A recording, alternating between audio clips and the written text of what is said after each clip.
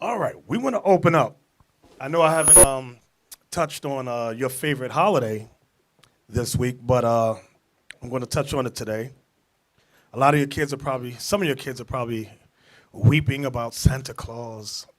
We're going to discuss the origin of Santa Claus, and we're going to discuss several things. I want to open up with Daniel chapter 7 and verse 25. The book of Daniel, chapter 7 and verse 25. And he shall speak great words against the Most High. The he here is the last ruling empire on earth, which is your friendly neighborhood white man. America, particularly America. Read it again. And he shall speak great words against the Most High. So that's from his school system, his political system, his science system. He speaks great words against the Most High, meaning whatever this Bible says, this man would speak against everything this Bible says. It says, and he shall speak great words against the Most High. Go ahead. And shall wear out the saints of the Most High. And shall wear out the saints of the Most High. Let's prove who the saints are. Give me Psalms 149:14, I think it is. Or 148:14. One of those two. The book of Psalms, chapter 148 and verse 14. This is to prove who the saints are. Because everybody in the world says they, as long as they believe in Jesus, they are a saint. Go ahead. He also exalteth the horn of his people, the praise of all his saints. See that? Go ahead. Even of the children of Israel. So the saints are the children of Israel. I'm going to say it again. The saints are the children of Israel. Now let's go back to Daniel 7. Verse 25, one more again. And he shall speak great words against the Most High. So the he is the so-called white man, beginning with America. Go ahead. And shall wear out the saints of the Most High. And he wore us out in slavery. He wore us out in slavery. How did he wear us out? He wore out our nationality so bad that we don't remember who we are. He wore out our culture, our heritage, our land of origin.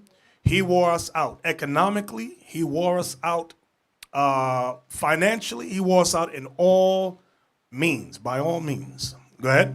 And think to change times and laws. And that's what I wanted. And think to change times and laws. One of the times that has been changed is every year we have what's called daylight savings time, where you turn the clock back an hour and or you turn the clock ahead an hour. That's this place. America does that. Another thing that they have done in changing laws is that God says the new year begins in the springtime when you read Deuteronomy 16:1. The white man has taught us in America, no, the new year begins in the dead of winter, January 1st. That's how they changed laws, times, and laws as well. God also taught us that marriage is between male and female. Society, America has said no, it's no longer male and female. It can be between same sex. Male and male, female and female. So that helps us to understand and think to change times and laws. Go ahead. And they is the saints, which are the Israelites, shall be given into his hand. Shall be given into the hands of America, this last empire on earth, until a time and times and the dividing of time. Approximately 350 years. Time is singular, time is plural, and dividing of time, which is half. About 350 years. From there, get me Titus, New Testament now, New Testament. Titus chapter 1, verse 14. The book of Titus, chapter 1 and verse 14. Not giving heed to Jewish fables and commandments of men that turn from the truth. Read that again. Not giving heed to Jewish fables. Y'all know what the term Jewish. Can we look up the suffix, please? Ish. ISH in Google. Ish is a suffix. Let's look that up. We often use this word. The media uses it all the time, so much that it's become normal. Do you know the word Jewish is one time in the Bible? Right here. You got it for me? Dictionary.com. Ish. Okay. All right. See, number two, I'm going to just get to the point. It says a suffix used to form adjectives from other adjectives with the sense of somewhat, or rather, as in oldish, reddish, sweetish. Look at number one. I'll read that too. A suffix used to form adjectives from nouns with the sense of belonging to, after the manner of having the characteristics of, like, addicted to, inclined, or tending to. So when the white man says he's Jewish, he's letting you know he's somewhat a Jew. He's not the original. That's what this suffix means. So when he's in his speech, he's telling you he's Jewish. We don't pick it up and realize he's telling us he's not the original. He's telling us he's a convert. But society doesn't pick that up. The scholars know, but the masses of people do not know. So back to Titus 1:14, please. Titus 1:14. Not giving heed to Jewish fables. Not giving heed to Jewish fables. Jewish fables. So now, Christmas is a Jewish fable. Why do I say that? Because Christmas, allegedly, in Christianity, they teach us that that is the birth of Jesus. Jesus is a Jew, right? He was of the tribe of Judah. He is of the tribe of Judah. Read it again. Not giving heed to Jewish fables. Not giving heed to Jewish fables. And commandments of men. So the Jewish fable we want to touch on right now is Christmas, because that is a Jewish. Another word for fable is fairy tale or lie. Not giving heed to Jewish lies. Because Jesus Christ was not born December 25th. Ask a Christian, challenge him. Challenge your mama. Prove the scripture. Where is it that Jesus was born December 25th? In the dead of winter. What scripture is that? You will not find it in the Bible. The only reference to when Christ was born, give me that Luke 2:40. Start there and go down. This is the only reference to what time period Christ was born. The book of Luke, chapter 2 and verse 41. Now his parents went to Jerusalem every year at the feast of the Passover. Passover subject, go ahead. And when he was 12 years old, they went up to Jerusalem after the custom of the feast. So it's telling you Christ was 12 on the Passover. So that's letting you know when he was born. You mean Christians never read this? Do you mean your friendly neighborhood white man never read this? Oh, he read this all right. You mean the Pope don't know about it? You mean the Pope don't know about that? Oh, he knows about it all right. But he goes, no, make it December 25th. So now, Abiel, let me see where I want to go first. I want y'all to pay close attention to me. Pay close attention to me. You brothers and sisters in the UK, pay close attention to me. We like to travel. I know, and a lot of times when you ask a sister where she want to travel, she goes, I want to go to Europe. It's always where the white man is. I want to go to Europe. You ever notice that? They All never the say Egypt, Africa, Arabia. No place where people of color. It's always where the white man is. Let's go over there to Europe. So, my brothers and sisters in Holland, we're going to talk about you for a second. Give me the video, Santa's Elves. That one right there. Let's pay attention. It's very short, so I hope your kids don't get spirits on them. Just pay attention. We're talking about the elves just for a second. Put the link up. And if your kids get spirits on them, apologize. Mommy, we're going to have Santa Claus this year. No, we're not. This is just an illustration. I grew 3 years in this now. I'm aged. So now, from there, it brought back memories to many of us in our youth, when we were young and we saw that and we would dance and cheer and run through the house around the tree singing that song. And don't say y'all didn't sing that. Maybe in Jamaica or Trinidad y'all didn't I sing didn't it. sing it. But I America, never sing- we sang that song. And we danced and hooped and hollered. And don't say you didn't either. You know you did. You gotta watch the American Black. They don't be lying too. No, I never. No, I didn't say it wasn't over here, but I don't remember. Oh, okay. I do know about those elves, though. I heard about that thing. Abiel, give me the article about Holland. I want the article about right there. In Holland, Santa doesn't have elves. He has slaves.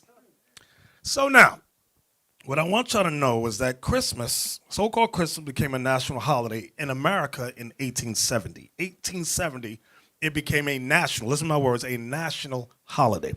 Some people celebrated before that, but in America it was, what's the word?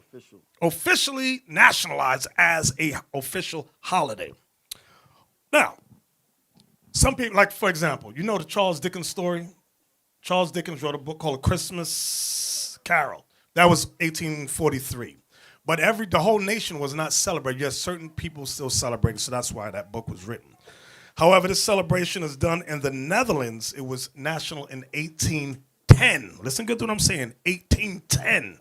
That's 60 years before America nationalized it, officialized it.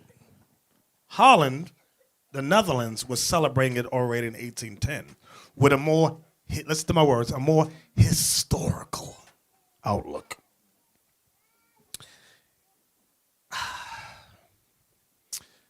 I'm going to read this. In Holland, Santa doesn't have elves, he has slaves. What are they talking about? You have many blacks that moved over. I mean, you have blacks in Holland and Netherlands already. But some blacks from America recently moved over there. And they were shocked. It was a culture shock when Christmas time came. They said, where is the elves? They said, our Santa Claus does not have elves. He has slaves. What the hell is this? So, I'm going to read it briefly. As a newcomer to the Netherlands, I do many things wrong. I forget to bring gifts to dinner parties. I thank people too profusely and often speak too personally with people I've just met. But no slip-up has provoked a more troubled response than when I've brought up my concerns about Santa Claus. Mix the words around in Santa, you get Satan. Here's what concerns me in Holland. Santa or Sinterklaas. Sinterklaas, that's how they say Santa Claus in Holland. Sinterklaas, as he's known to the Dutch, doesn't have reindeer. He has a little helper named Zwarte Piet, literally Black Pete. That's his name. Zwarte Piet is Black Pete, who charms children with peppernotten cookies and a cookie demeanor while horrifying foreign visitors with his resemblance to Little Black Sambo. Each year on December 5th, the morning before the feast of St. Nicholas, children all over the country wake up excited for gifts and candy, while thousands of adults go to their mirrors to apply brown paint and red lips. In their Zwarte Piet costumes, they fill central Amsterdam and small village streets, ushering in the arrival of Sinterklaas, who in the Dutch tradition rides a flying white horse. Trying to tell a Dutch person why this image disturbs you will often result in anger and frustration. Otherwise, mature and liberal-minded adults may recoil from the topic and offer a rote list of reasons why Zwarte Piet should not offend anybody. He is not even a black man, many will tell you. He is just black because he came down the chimney. Then you may reply, why aren't his clothes dirty? So now let's pause there. Give me Wikipedia. Go to Wikipedia. Just Google it. Go to Wikipedia. I want Santa Claus. Just type in Sinterklaas.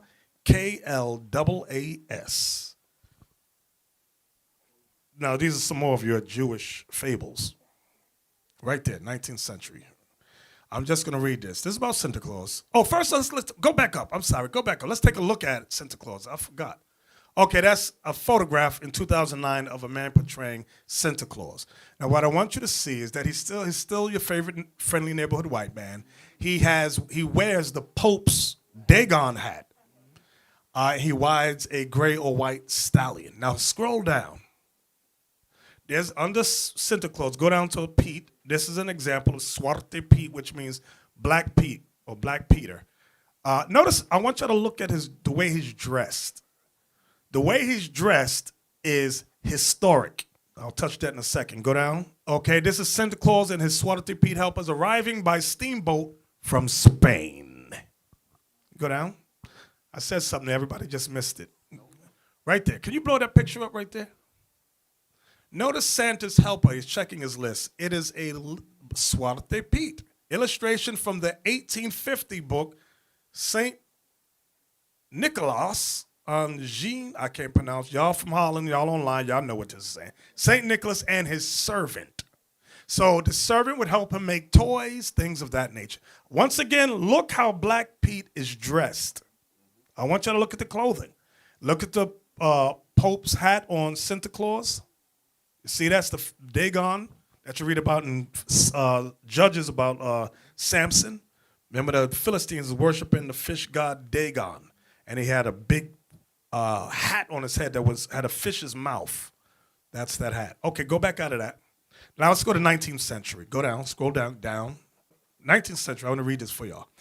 In the 19th century, the saint emerged from hiding and became more secularized at the same time. The modern tradition of Santa Claus as a children's feast was likely confirmed with the illustrated children's book St. Nicholas and Zine Knick, whatever, St. Nicholas and his Servant, written in 1850 by the teacher Jean Schenkman, 1806 to 1863. Some say he introduced the images of Santa Claus delivering presents by the chimney, riding over the roofs of houses on a gray horse, and arriving from Spain, I'm stressing that for a reason, by steamboat, which at that time was an exciting modern invention. Perhaps building on the fact that St. Nicholas historically is the patron saint of the sailors, many churches dedicated to him have been built near harbors. Schenkman could have been inspired by the Spanish customs and ideas about the saint when he portrayed him arriving via the water in his book. Schenkman introduced the song, I can't pronounce that, it means look over yonder, the steamboat is arriving, which is still popular in the Netherlands. In Schenkman's version, the medieval figures of the mock devil, which later changed to Oriental, or look at the next word, Moorish helpers. Y'all know what the word Moor means, right? Latin, it means black. Moorish helpers was portrayed for the first time as black African and called Zwarte Piet, Black Peter. Go down. Okay, that's all I want out of there. Watch this. Give me the video from CNN that Captain Isaac had posted some time ago, which is excellent. Now, blackface, Dutch holiday. Now, how long is this video? Put the link up. Okay, that's too long, but I'm going to jump around. Let's start at 10 minutes. No, it's 15. Start at 5 minutes. Let me see. Start at 5 minutes. You at home, y'all could, if y'all have never seen this video, you can see it on your leisure. Okay. Let's start at 5 minutes. Let's try there. Watch, pay close attention. Right there. Bring it back. Spank naughty. Bring it back. There's some good stuff in here. Bring it back. Let's start there. Just start. Now, pause it. I'm sorry. The brother that's narrating this, yes, he's a sodomite, but that's not the point I want to get to. But he moves to the Netherlands, and he said it was culture shock to him when it got to the month of December. Of course, he saw people, all his Edomite friends would put on black paint and red lips. He's like, what are y'all doing? Even his homo lover was doing, so what are you doing? So, I'm insulted by this. So during the rest of the year, they didn't show any of this. Right. So when it got to that season, then they realized everybody was changing. Right. Everybody's that was the changing. shock. Right. Then you see things in the stores. This is what we're reading. I mean, watching here. Watch this. Go ahead. Santa Claus in the US and Sinterklaas in the Netherlands are both fairy tales. This is Sinterklaas. Sinterklaas, kom maar binnen met je knap, want we zitten. Oh yes, Santa Claus and Black Pete are as Dutch as tulips and Gouda cheese. The fairy tale unrolls every year in late fall when Santa Claus and his Black Petes leave Spain and arrive in the Netherlands by steamboat. Kids get all worked up and eventually sleep deprived until the evening of December 5th when they receive tons of gifts. My Dutch spouse tells me when he was a kid, Black Pete held a broom made of willow branches, used to spank naughty children, and a burlap bag in which the worst behaved kids would be taken back to Spain. But that all changed in the 70s, he says, Nowadays, Black Pete is all harmless fun.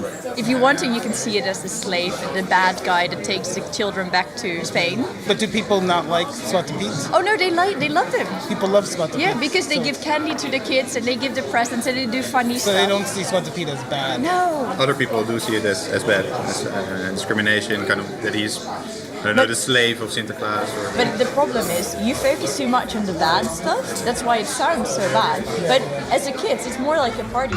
Daar wordt aan de deur geklopt, hard geklopt, zacht geklopt. Daar wordt aan de deur geklopt, wie zou daar zijn? Wees maar gerust, mijn kind, ik ben een goede vriend. Want dan ben ik zwart als roet, ik meen het toch goed.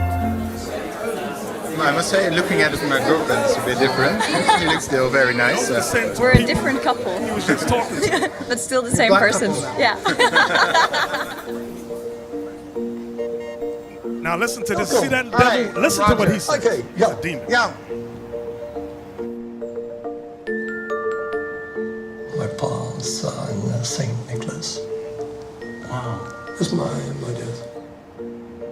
And I became a Black Pete. That's my pa. You should have saved a picture of yourself as Black Pete. No, I haven't. No. No. So in America, when they see Zwarte Piet, they're shocked. They don't know what our tradition is. In the history, there are a good man, Santa Claus, and there is an enemy, a devil. And the devil is black. But the devil was, in the history, a very angry person. Black, angry Black. person. But Black Pete is transformed to not a person who was angry, but a person who was friendly. So Black Pause it Pete right was there. an angry black man, Yeah. and now he's a happy black So I man. want Black you to Pete is just not pay racism. attention. Black Pete was an angry black man. Then he was transformed to be a good man. Now, all that goes historically. I'm going to tell you about in a second. Play on. Now he's a happy black man. Black Pete is not racism. Black Pete is not a slave. He is the friend of everyone. The earliest images of Zwarte Piet are from the mid-19th century in a book illustration for children. He is a black page, as you would have them in the 17th century, a servant to the social elite. Were these servants slaves? They were not free, so they were definitely slaves. But of course, they were not the same kind of slaves as those who worked on the plantation. Here you have a former ambassador to Morocco, and here is his slave. On the back of this page. Pause. If y'all look, I want y'all to, this is all what y'all looking at is a Renaissance painting. It's all historical. We're going to touch the history in a second, but I want you to look at Black Pete in the back with the turban on his head. This is all history. Even in the one in the front. So when he said Black Pete was an angry black man, then he was transformed, it's all historical of when, I'm going to just tell you. Who knows the history on this? Raise your hand. Let me see who's thinking. Only one brother? Let me hear you, Ezekiel. Let me hear you. Give him the mic. Give Ezekiel the mic. Let me see if you got it. We're still on video, right? I don't want you to lose the video. Okay. This is the Renaissance era. So, well, they captured our people and they made our people first slaves in Spain. Right. So that goes back to why they said they come from Spain on the boat. Exactly. Thank you. 100%. This is when the Christian whites overthrew us, 1453. They got Constantinople. They got Spain. The Moors that they captured, they forced to become Christians. This is why the ones they captured, they became the slaves of the white Christians. That's why I said Black Pete was angry at first, because he was ruling. Then he transformed to be good. They forced them to become Christians and became the servants or slaves of the Caucasians. Right, that's when they became good. This is the history behind this that they're alluding to but not coming out straight and telling you. Let's play on. Were these servants slaves? They were not free, so they were definitely slaves. But of course, they were not the same kind of slaves as those who worked on the plantation. Here you have a former ambassador to Morocco, and here is his slave. On the back of this painting is his name. He's called Thomas, and he's 15 years old. And he's wearing a metal collar around his neck, like a dog. Yeah. Once people become conscious of this, and you do realize that this figure roots in slavery, knowledge can turn something that's inoffensive at first, can make it offensive. That's what's happening right now in the Netherlands, Yes. I think. But, Yes. but there's a huge group of people who don't want to know. Okay, perhaps that's true. Slavery in the Netherlands here. Yeah, not here, but in the south of America. There were no slaves here in the Netherlands. No. No. Pause. These devils lie at the drop. All them black people in the Netherlands, how'd they get there? They were brought over. A lot of them came from, like they were saying, from Spain. A lot of them. And their families grew up there from the time of slavery. The Dutch had colonies of slaves. Play on. So are the Dutch really in denial about their role in slavery? Well, I think denial is probably a harsh word. I think they have systematically sort of erased a lot of that part of the history.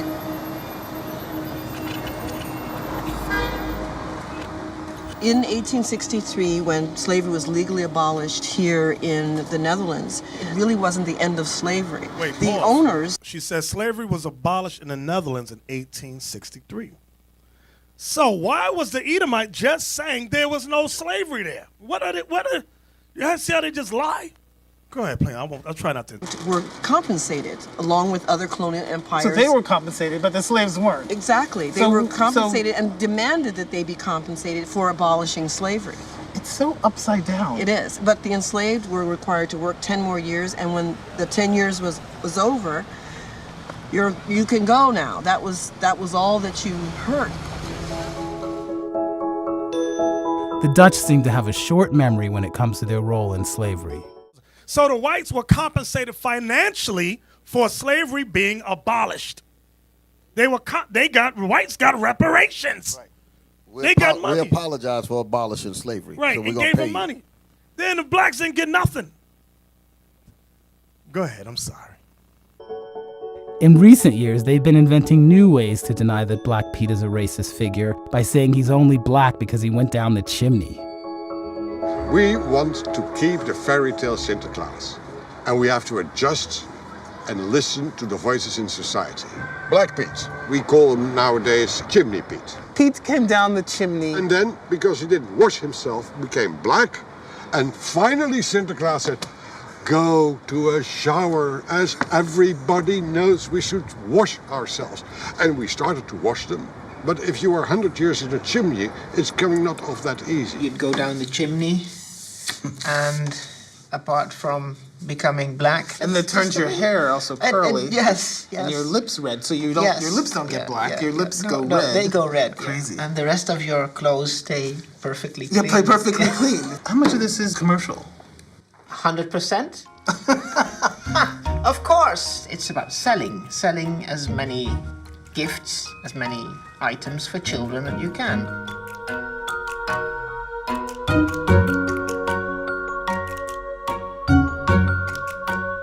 In the United States, we're all too familiar with using racist and demeaning caricatures for profit.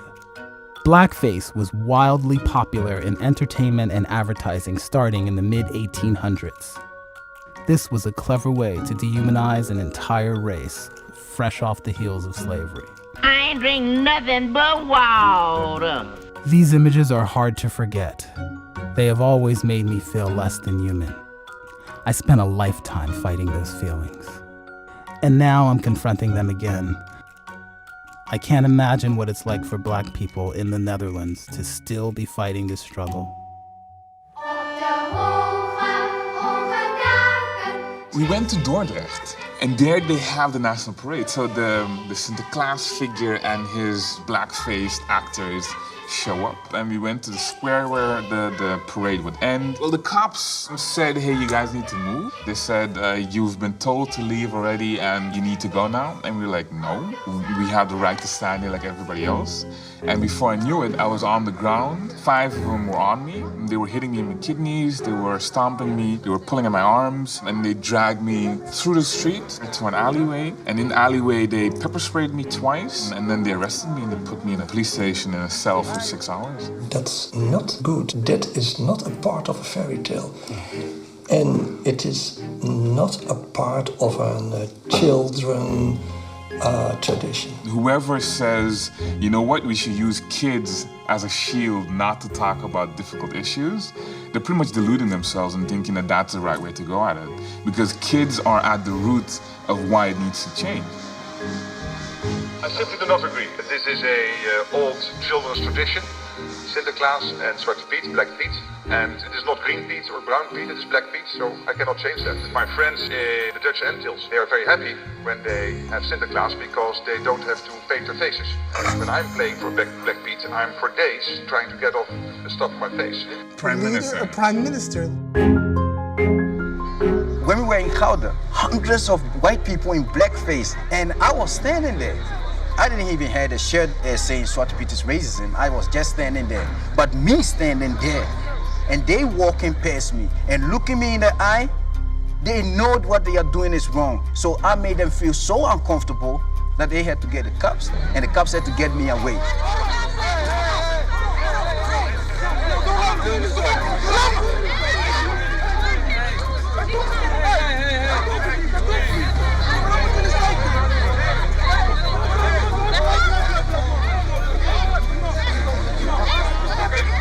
This one says, when the police arrested you, they made one mistake, and that's that they forgot to use their weapon on you. That's this one. Oh my God. There's so much more. Hold on. Get the F out of this country, and soon you will be on the news, being raped and dumped in a container. That's what's going to happen to you. This is just one of the thousands I had. Look, all of this, I didn't even open up. No, it's too much. As Dutch newspapers start spreading the news on the documentary I'm making, I'm receiving my own share of hate. Eat a banana, stupid black monkey. How dare you live here and try to change things? This could make your life not safe. Zwarte Piet is our culture. Go back to the roots. I should have known. A blackface makes a documentary about our children's friend. Drop dead. You know you should shove that whole issue up your sorry ass. Dutch people will hunt you down.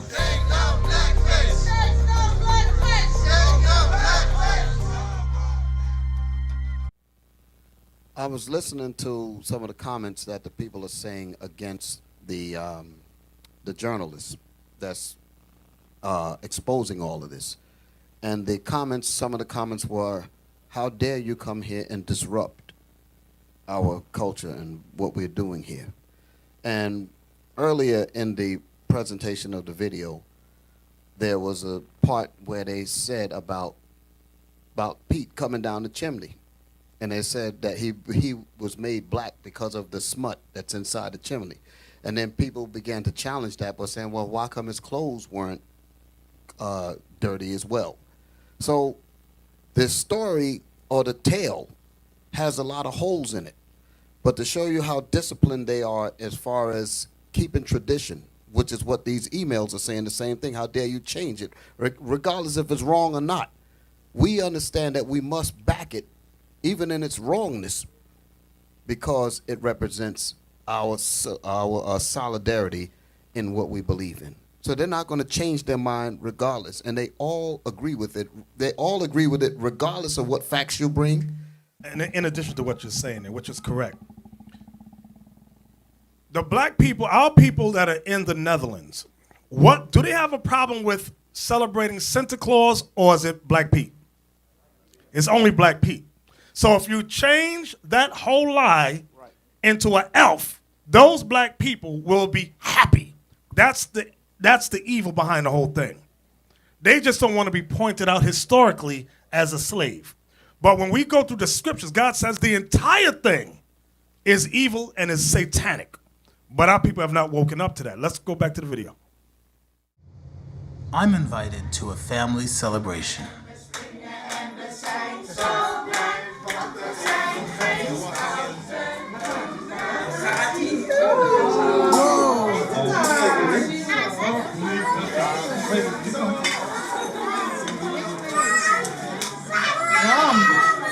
My first pizza cake.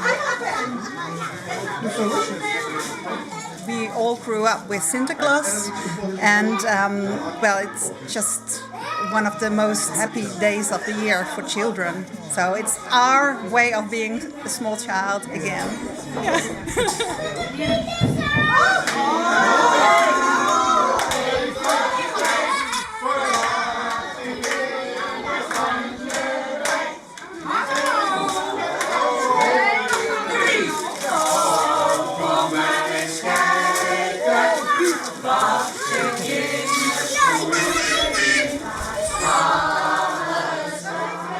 This family has taken me in without any reservation.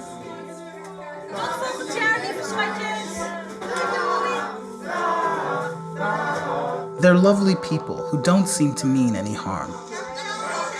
Or is it that they choose to look the other way? The challenge is being able to see the other person, meaning the people of color, as your equal. My experience as a black person is equally as important as your tradition. And if we can see that and we can come to terms with that, then you'll say it's important that we make this tradition so that it's inclusive of all people. This is the idyllic town of Monnickendam, where the Dutch have gathered to say farewell to Santa Claus and his Black Pete's for another year. I'm about the only real black person in the crowd, and I see some people staring at me. I have never felt this uncomfortable since moving here.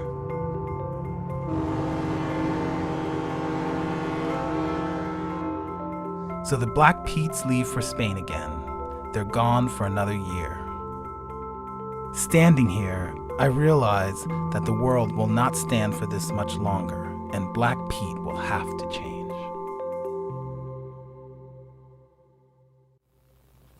Well, alrighty then. So now, get me Jeremiah 10. I'm telling you, the only problem they got is the Black Pete part. They want the rest of the lie. But let's see what God says about that. Jeremiah 10, let's start at verse 1. The book of Jeremiah, chapter 10 and verse 1. Hear ye the word which the Lord speaketh unto you, O house of Israel. So the Lord is speaking to the Israelites. Go ahead. Thus saith the Lord, learn not the way of the heathen. Learn not the way of the heathen. These customs that we keep today, like Christmas, is a way of the heathen. What heathen nation taught us? Christmas, Santa Claus and all that? The so-called white man. He is the heathen nation. During the time when Jeremiah wrote this, Jeremiah was prophesying about Babylon, because we were about to go under Babylon, which are the modern-day Ethiopians. Read. And be not dismayed at the signs of heaven. For the heathen are dismayed at them. For the customs of the people are vain. For the customs of the people are vain, meaning lies. Go ahead. For one cutteth a tree out of the forest, the work of the hands of the workmen with the axe. They deck it with silver and with gold. They decorate that tree with silver and with gold. Go ahead. They fasten it with nails and with hammers, that it move not. So today we use a tree stand so it don't move, so it don't fall down. But there was a myth back then that the tree could walk if you did evil. Go ahead. They are upright as the palm tree. Right. Back during the time of ancient Babylon, they used the palm tree. But now, more modern term, they use the evergreen tree today. Go ahead. But speak not. They must needs be born. The word born, B-O-R-N-E, means carried. The tree must needs be carried. Go ahead. Because they cannot go. Be not afraid of them. Listen good to this. Be not afraid of them. For they cannot do evil. For they cannot do evil. Go ahead. Neither also is it in them to do good. They can't do evil. They can't do good. Now, what does that part of the verse have to do with the whole Santa Claus crap? In America, they teach you, I forgot. He knows when you are sleeping. He knows when you are, you know that one? He knows when you are bad or good, so be good for goodness sake. Oh, now that's in America. In Holland, in Netherlands, they said if you're bad, black people put you in a burlap bag, carry you to Spain, and whoop the hell out of you. That's so all little white kids are terrified of Black Pete. If I'm bad, he'll put me in that bag and carry me back to Spain. That's what they're saying. So the Most High from Jeremiah chapter 10, the whole thing is satanic and evil. But our people in the Netherlands say, no, only take out Black Pete so we can all be equal. No, the whole thing. That's why God ain't rolling with our people out there. Even here in America, only time our people speak out against Christmas is not because it's a satanic holiday, but they say, oh, well, if we hit them economically, then they'll do what we want. They'll make us equal. Our people are simple as hell here. That's not going to make us equal in the sight of the so-called white man. Okay, watch this. Now, get me Google. Let's get the book Nature Knows No Color Line. You should already have it up there. Show the book cover. If y'all don't have this book, get this book. It's called Nature Knows No Color Line by J.A. Rogers. Okay? Okay, let's go inside the book to page 63. Let me look. Yes, right there. So I want y'all to look, see the pictures right there? Zoom in on the bottom. Moorish, listen to Moorish chess players of Spain. You see that? You see the blacks playing Spain? The Moors introduced chess to the world. Now, I know some of y'all thought it was the white man. It was not the white man. The black man brought in chess. From the 13th century, I can't see that next word, of something. Note the white servant. So there's a white servant there. Now, if you look at the blacks, they're playing chess. All right, go back up now. Now let's look at the prince. Let's go back up. Okay, these are some of the Moors. Okay. Now, remember, the term Moor represented two groups, two factions of blacks. You had, most popular ones, you had Muslim Moors and you had Jew Moors. Now, let's go over to the side. Okay, watch this. The very bottom says, British families, top left, the Moors of Yorkshire, including Sir Thomas More, Chancellor of Henry VIII. We all heard of Henry VIII. His Chancellor was Sir Thomas More. Let's go up to the top. That's him in the middle. Correct me, right? With the hat. That's Sir Thomas More, the third one from the left side. Henry VIII is the one that's over the coat of arms, the first one, the largest one. The next one is Princess Anne, and the one over there in the corner, the last one is Queen Elizabeth. So this is the history we're not being taught in America. Queen Elizabeth I, the real one. So y'all see Henry VIII top left with the two double earrings. That's Henry VIII. His Chancellor, Sir Thomas More, is the one in the middle. So now, when we go to the side here, it says Negro ancestry in the white race. You got Germany 126, Holland 53, Italy 24. He found, so J.A. Rogers, when he went throughout the Netherlands, throughout Europe, he found all these black images that we're not taught about here in the United States. It says, later, with only little research, I found 162 of the latter with one or more Negroes. Who were these blacks? Wade, Grand Mason, and some others say they represent Moors, whom the Crusaders fought in Spain and Palestine. Let me read that again. Who were these blacks? Wade, 43, Grand Mason, 44, and some others say they represent Moors, which means blacks, whom the Crusaders fought in Spain and Palestine. Some, as Gauss says, represent trade and exploration, that is, of whites who adventured in black men's lands. For instance, Sir John Hawkins, father of the English slave trade, had a bound Negro in his coat of arms. Both these views are right only in a very small way, because they do not explain why so many of these families with Negroes are named Moore, Blackamoor, and the like. McRitchie is correct when he says that families with the name of Moore, Maurice, Morrison, and other derivatives of Moore had Moors as their ancestors. He adds, nor can the Moors of heraldry be explained. Heraldry means these coats of arms. sufficient. He adds, nor can the morals of heraldry be explained sufficiently. Remember, J. Rogers. This is about 19. I think he published this in 1960, 1970, but he was born in the 30s. I can't remember. Find out when that book was. Not you. Abigail. Somebody Google on their phone. When was this published?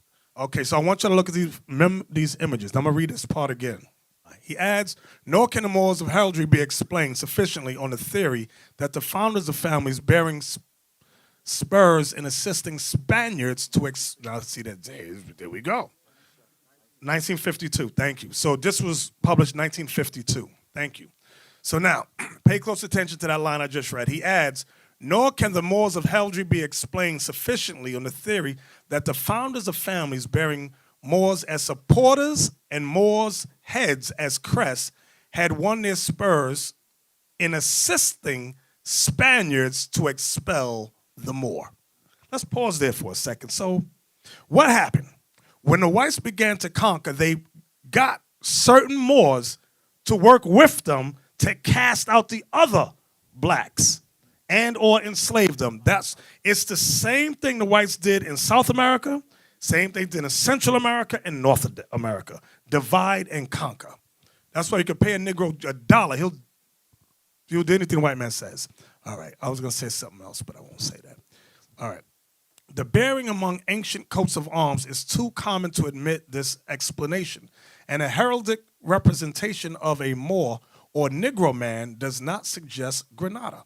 The features are some of them are ugly, irregular, and the hair, though longer than that of a pure Negro, is woolly. Okay. Can we zoom in on the pages so the people can read along with us a little bit? All right. It says, as regards Christian Spain and Portugal, listen good, as regards Christian Spain and Portugal, Negroes were imported in droves from 1440 until the abolition of slavery in Portugal in 1773. Already before the discovery of America.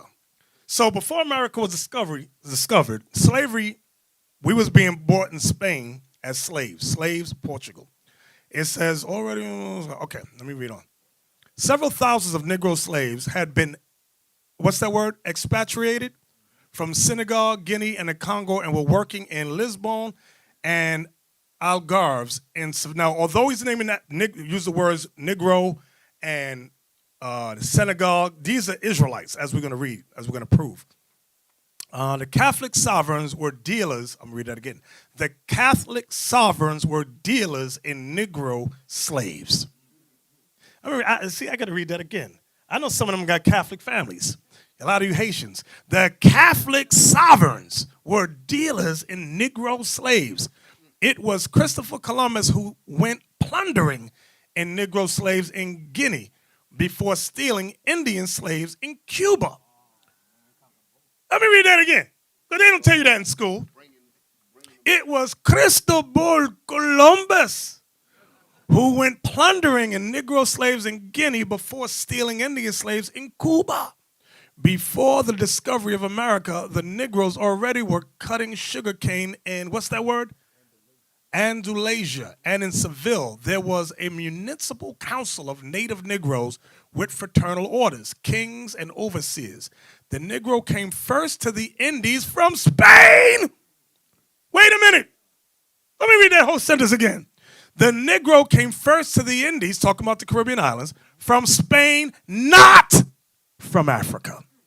Let me read that again, because y'all didn't get that part right there. The Negro came first to the Indies from Spain, not from Africa. See, they don't teach you that in school. They said every black came from Africa. That's a lie. That's what J. Rogers proved. With all those black coats of arms throughout Europe, he was proving we were ruling Europe. They conquered us and brought many of us as slaves on this side of the world. Right. Lerone Bennett Jr. also put that out in his book. Right. He said that a lot of the slaves that came over to the Americas, the first ones that came with Spanish names. Exactly. 100%. Meaning they came from Spain. Right. They don't tell you this in school. All right. The Negro came first and then from Spain, not from Africa. And as, what's that word? Euclides, what's that next word? Acuna said of Brazil. I can't remember. The mulatto was not made in America. He came to us already made from the, what is that, mother? From the mother country. The African Negro slave trade was more abundant than for America. In one city like Evora, Portugal, the Negroes undeniably exceeded the whites. Several thousands of Wolof, Mandingo, Guinea, and Congo slaves entered Lisbon and Seville each year and were sold for the cities and fields of the south of Iberia. And without the bestial prejudices which afterwards were current in American societies of agrarian slave-holding economy, the Negroes and mulattoes were frequently emancipated, and both rose to prominence by virtue of knowledge, art, valor, or, what does that say, love? Love. Negroes were adopted into, so once they conquered us, and they kept, like they showed, we saw the first painting, the Renaissance, you had the little black boy with a collar on his neck. If he had any of those characteristics, they rose up in prominence. This is after the Renaissance, from the 1453 on up. This is before the 1620 slave trade of North America. Negroes, I already read that. Okay, so now, I'm gonna let that go. Give me the next one. I had something else. Give me the video, Moors in Europe 4. It's a video on YouTube, this one. Moors in Europe 3, right, this is it. Who was that head-banded man? So this brother had, now all of the sketches that you saw in J.A. Rogers' book, some people say that J.A. Rogers made those images up and he sketched them. Yeah, he sketched them, but he did not have a camera to photograph. That was back in the 50s. So now this guy went and got many of the same images and he photographed them and put them in his video. So just pay it, so when y'all get the book, you can match it along with the video showing you J.A. Rogers did not concoct and make that stuff up that's in his book. Play it.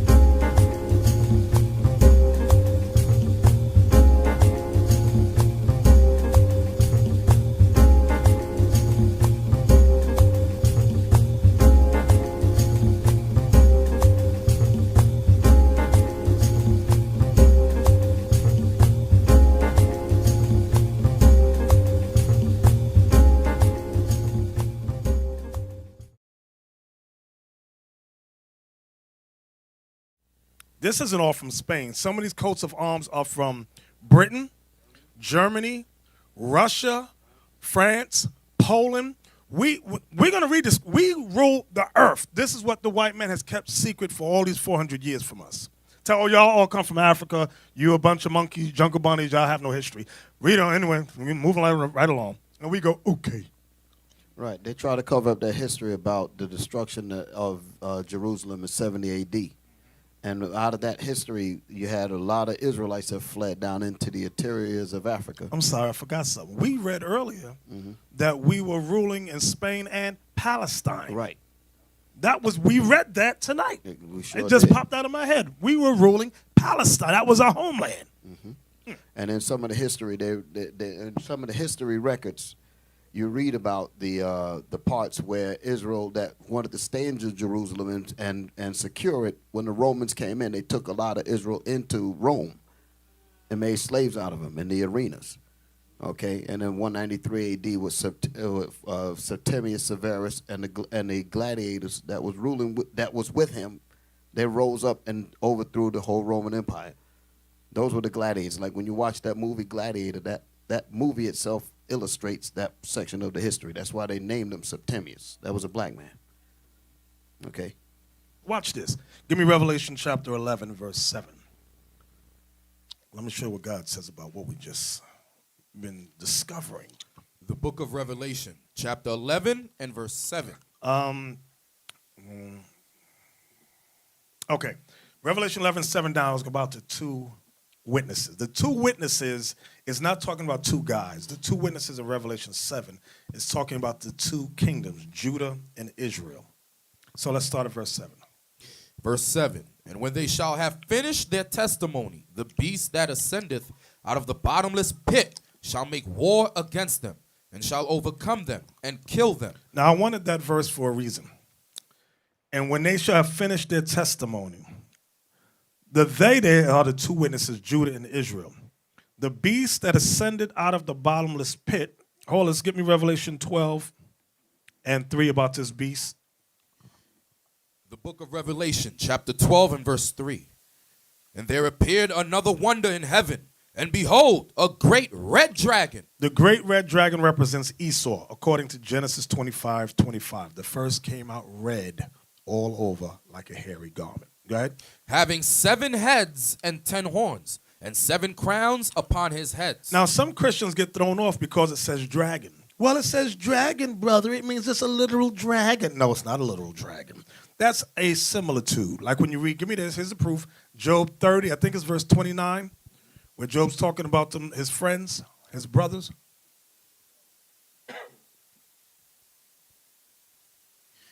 Job chapter 30 and verse 29. I am a brother to dragons. See that? Remember, he said, I'm a brother to dragons. So now he's talking about his buddies, his friends. When you go back to Revelation 12 now, in verse 3 one more time. And there appeared another wonder in heaven, and behold, a great red dragon. This great red dragon is Esau, the nation of Edom. What does Edom mean, brothers? It means red. Go ahead. Having 7 heads. 7 great empires. And 10 horns. The European Union, which is the 10 common markets. And 7 crowns upon his heads. Go back to Revelation 11, now the chapter before it, in verse 7. Revelation 11, verse 7.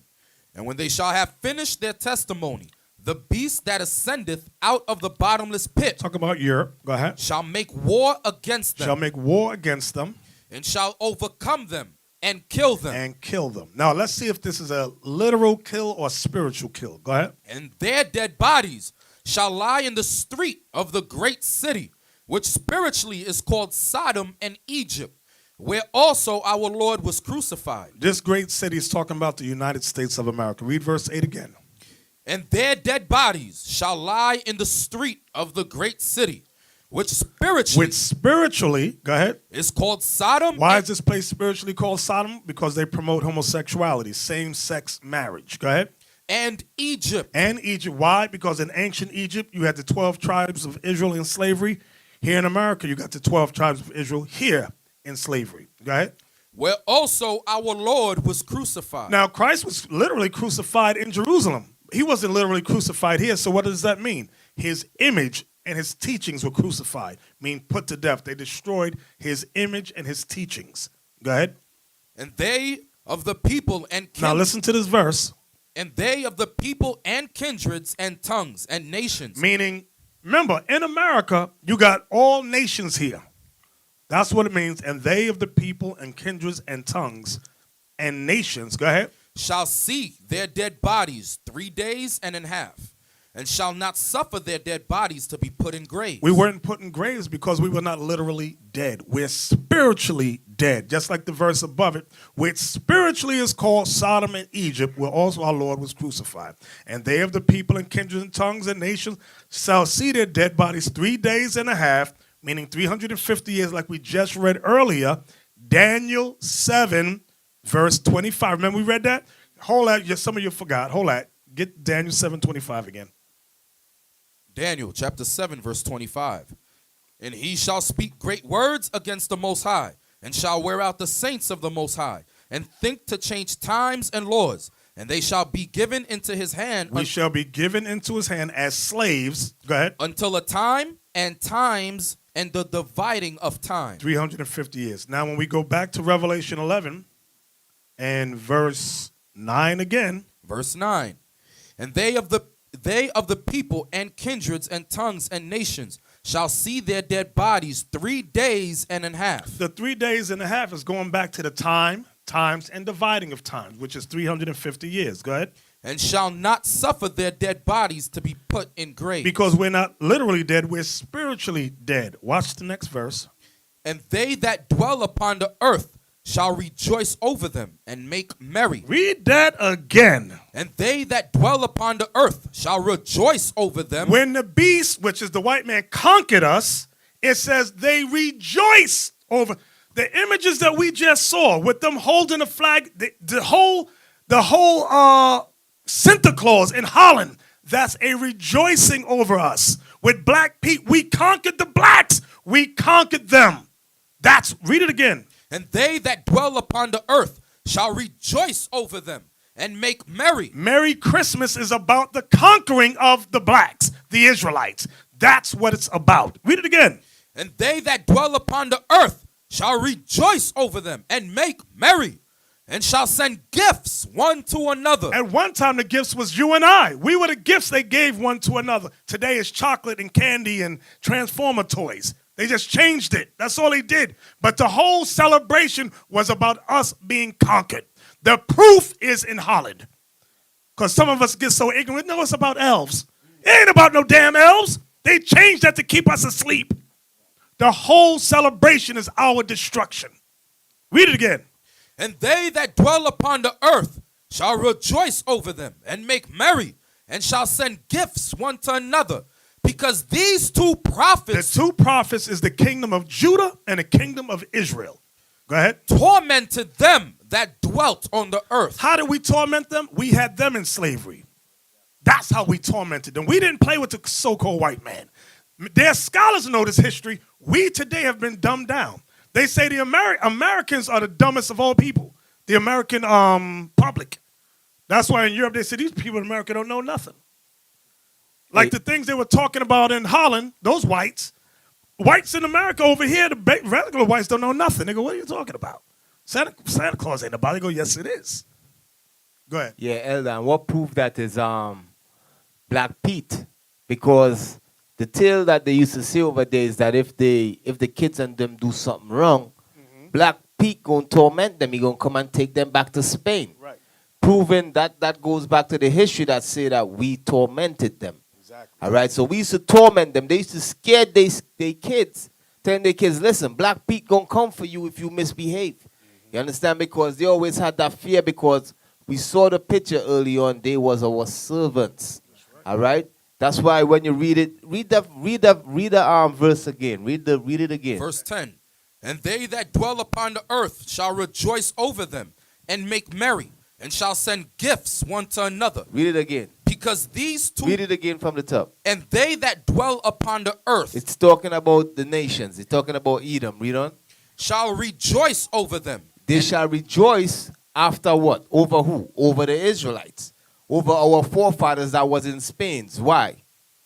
And make merry, and shall send gifts one to another. And make merry, meaning Merry Christmas. That's when the Christmas celebration that is being done today, it started after we was conquered in Spain. You understand? That's when that Christmas celebration started. We could go all the way back to Daniel 10, but that back then is different. When the white man celebrated it in the 1600s, it was because of the conquering of our people. All right? When you read it, that's what the verse is saying. Read it again. And they that dwell upon the earth shall rejoice over them and make merry, and shall send gifts one to another. So they start sending gifts to one another, and they start making merry Christmas. Why? Read on. Because these two prophets tormented them that dwelt on the earth. Because at one point in time we tormented them. After 193 AD, when we conquered Rome, that usher into the dark ages, and we start ruling over them, and we conquered them, and we tormented them. All right, so that's what happens. So after they get back into power, they say, let's make merry and give gifts one to another, because these two prophets, they had us in slavery for a minute. You understand? So let's do this celebration, and that's where that come from. You understand? And that's why they teach their kids, listen, Black Pete gonna come for you and take you to Spain, because that was our headquarters where we was at, ruling from Spain. All right, so now they know, so we know today exactly where Christmas came from. You all should not be confused where that come from. As I said, when we read Daniel 10, the Babylonians and them used to celebrate it. Jeremiah 10, 10 and 1, the Babylonians used to celebrate it. But today, where the white man get that from, and the reason why they celebrating it is because they conquered us. Right. Real quick. We watched a documentary earlier about the brother that went to the Netherlands, and he mentioned he went to the house, he saw Black Pete having a thing in his hand. He said he whips the kids and they're bad. You know what I'm talking about, Elder? Look up Krampus real quick, please. Krampus. That movie came out, I think, this week or last week. It's coming out. It's called Krampus. It's an evil demon that kidnaps or destroys evil kids. He's like the alter ego of Santa Claus. But Krampus is Black Pete, and I have it here. That's what that guy, the Edomite, said to the guy. He says that Black Pete started off as a black demon, then he turned good later on. I'm gonna show you how. Look right there. Now look what he's wearing there. He's carrying that bag right there. See the birch in his hand? The thing he has in it says that Black Pete had in his hand in the documentary. The exact same to whip the little kids. Now go to Wikipedia and look up Krampus.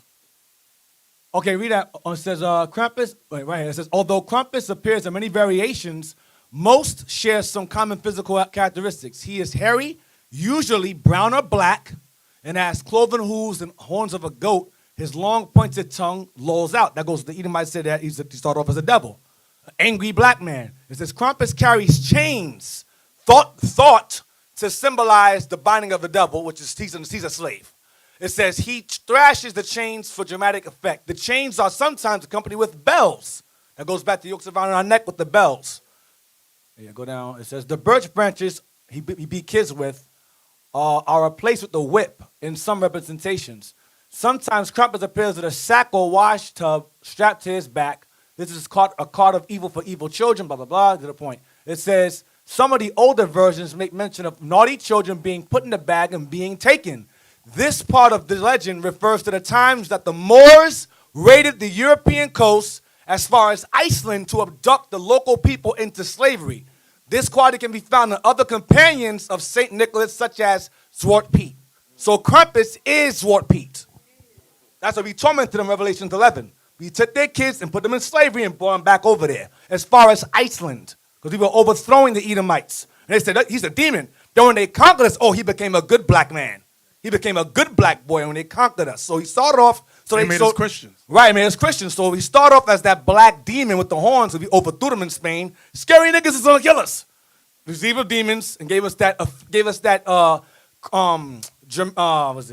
pagan demonic look of old time, and they made Saint Nicholas also a demon, a white Santa Claus. That white version comes from paganism also. So they whitewashed Saint Nicholas, made him a white demon in the North Pole, and then they blackwashed us, well not blackwashed, but they made us demons and Saint Pete as Krampus. So Krampus is Black Pete basically. Right. So in America, they changed Black Pete to an elf. That's Right. what they did. It's still a magical And a evil demon. creature. Demon. Exactly. So where we at, Captain Isaac? Revelation 11:11. Yes, sir. And after 3 days and a half. So after 350 years, pay close attention.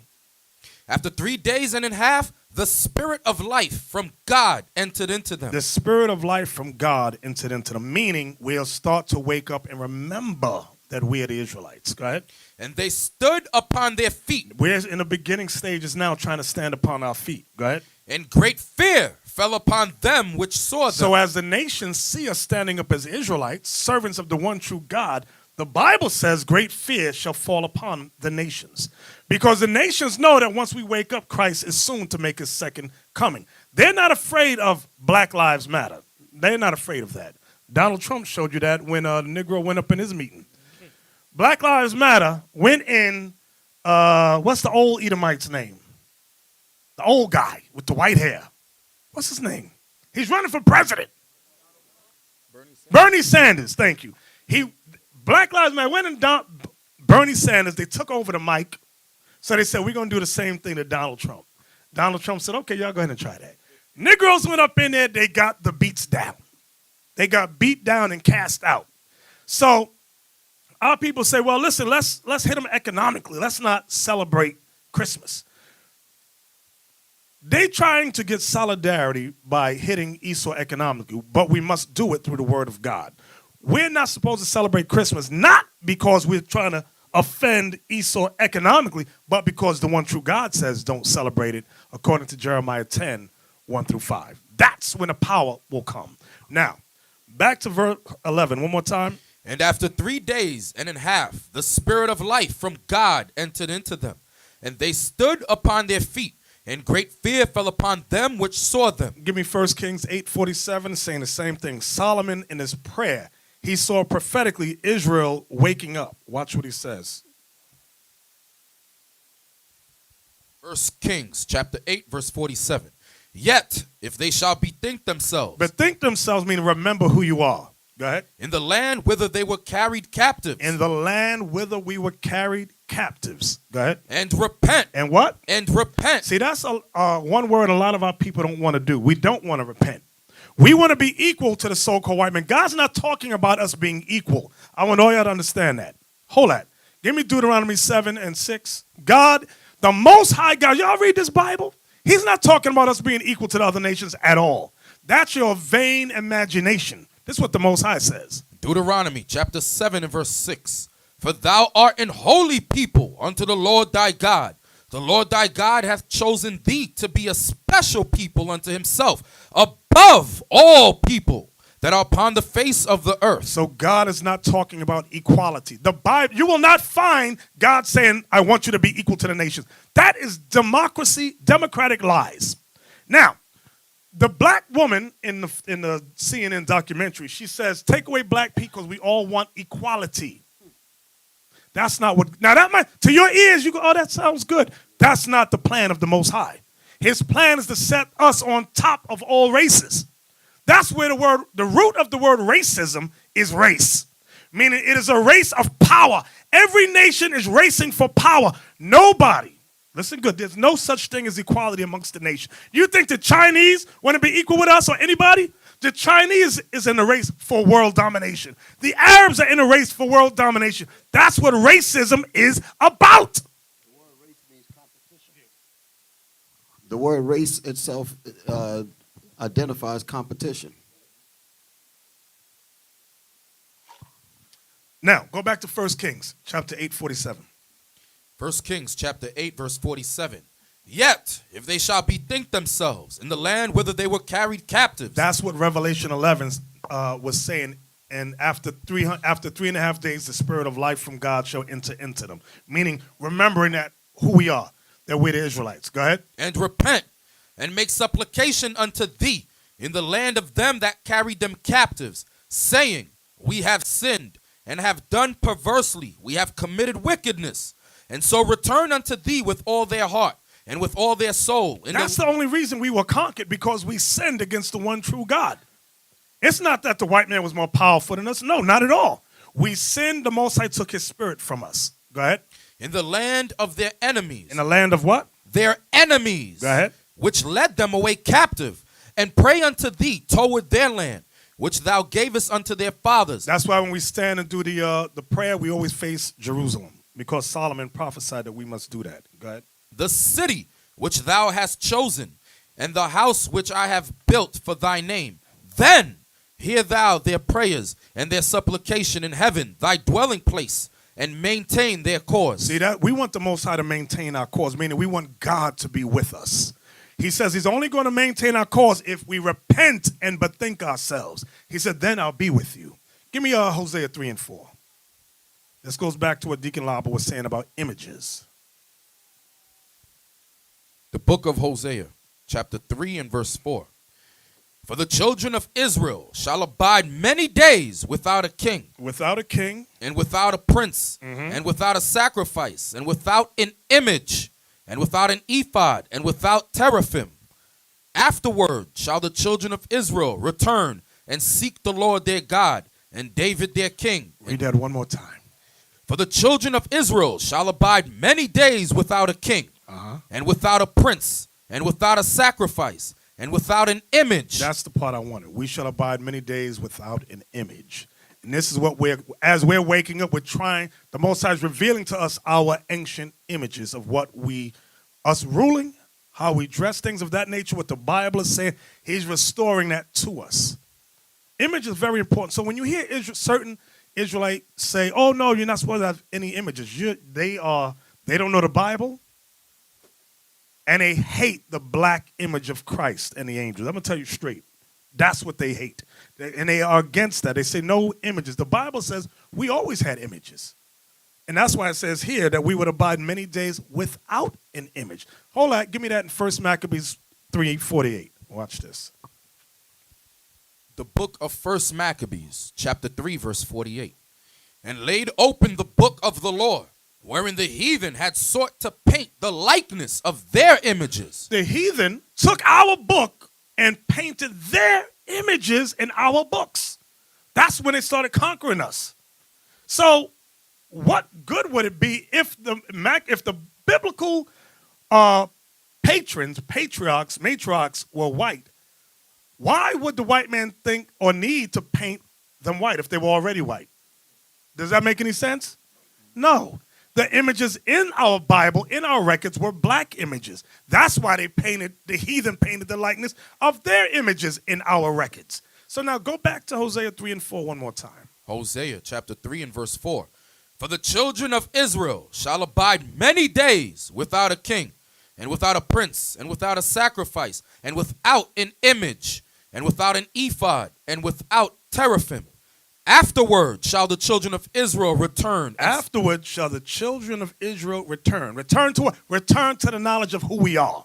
We are the children of Israel. That's who we are.